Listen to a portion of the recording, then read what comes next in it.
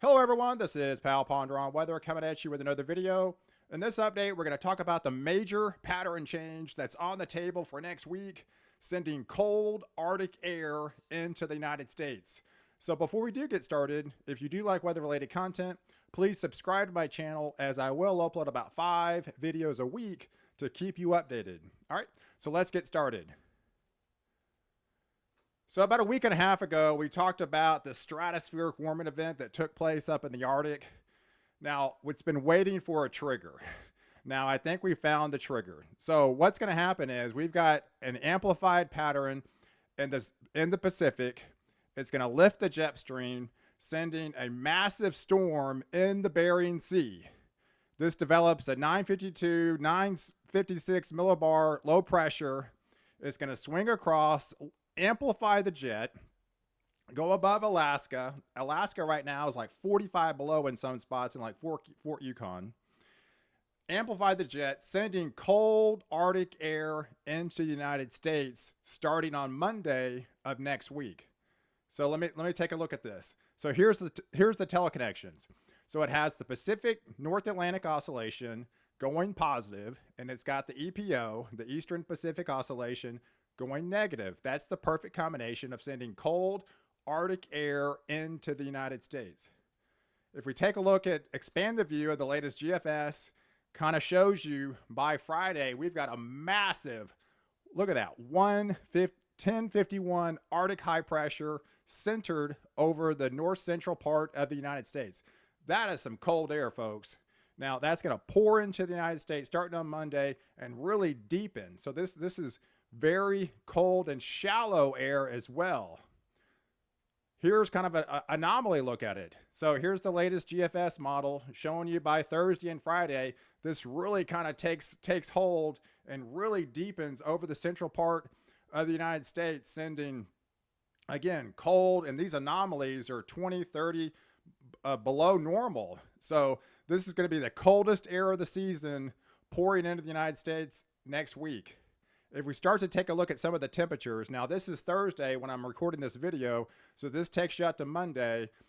So by the 9th on Monday, we've got some of these low temperatures already showing negative in North Dakota, and this is just kind of the start of it. If we expand the view, and it really starts to deepen by Tuesday, sending more cold Arctic air funneling in.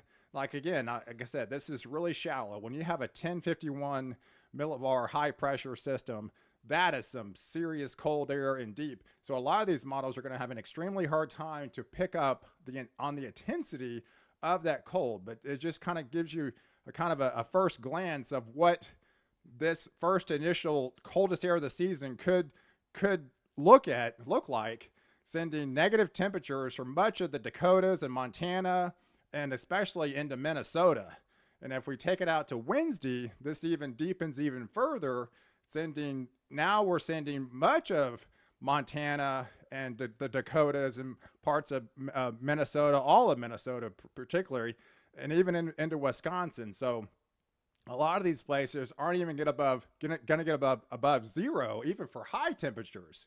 So this is definitely some cold Arctic air. Like I said, it even deepens even further by Thursday. And I'll stop it right here because that now takes you about a week out. But now it shows the intensity of the cold really starting to deepen. Now we're hitting into some spots in the -20 below zero. And these are actual temperature, folks. This is not even wind chill.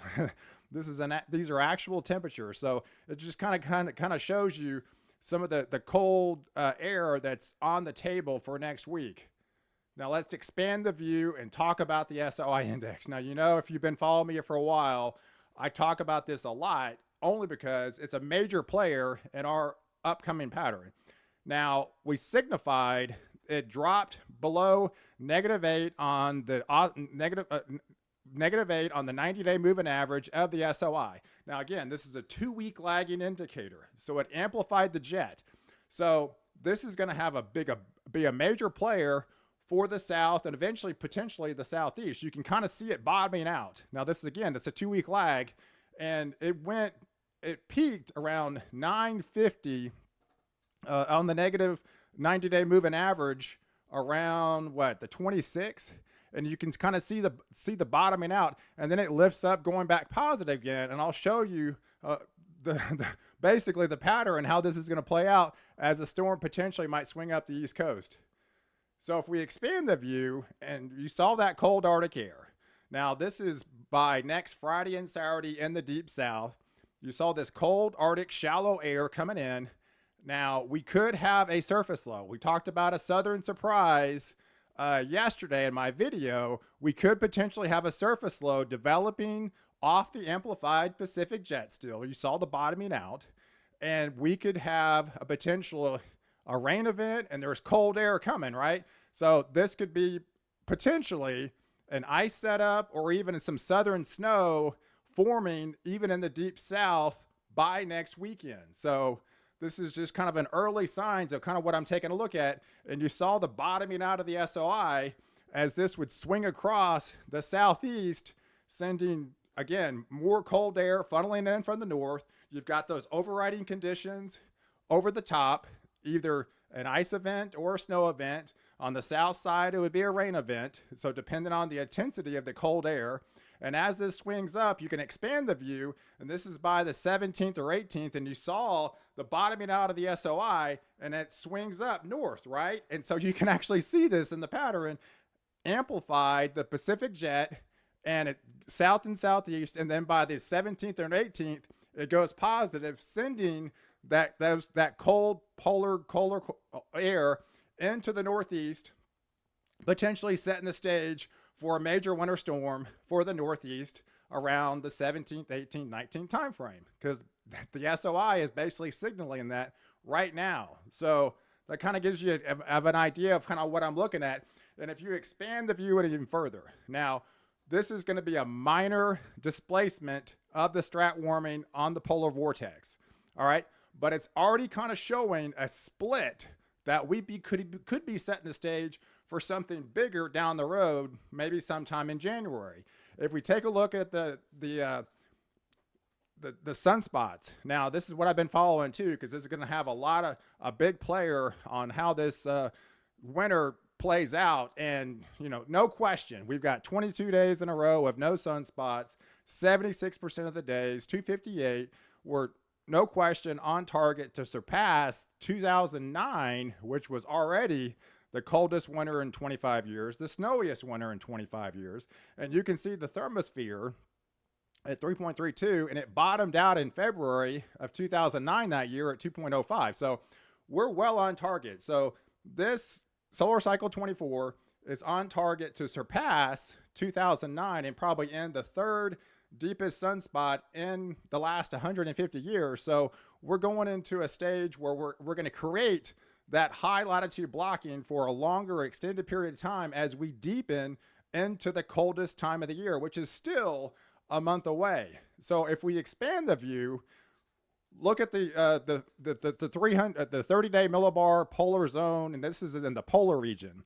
So remember last year when we had that strat warming event, and we had the coldest air of the season, Arctic air.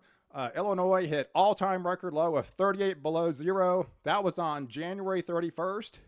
So now we're seeing the peak, and I can kind of zoom in here so you can see the spike, right? And you see the start of the tail end of the displacement of the minor event. Now, if we expand the view, this is happening earlier than last year. You see the peak down and then the spike again. So we could be potentially setting the stage for something of a bigger event later on down the line, around the second week in January, based on this information from the North Pole right here. This is kind of an early look, and hot off the press of the latest CFS V2 longer range model shows the anomalies for December. A lot of cold air into the United States, and this is kind of an early sign of a December map. And this is January. So again, more cold Arctic air into the United States.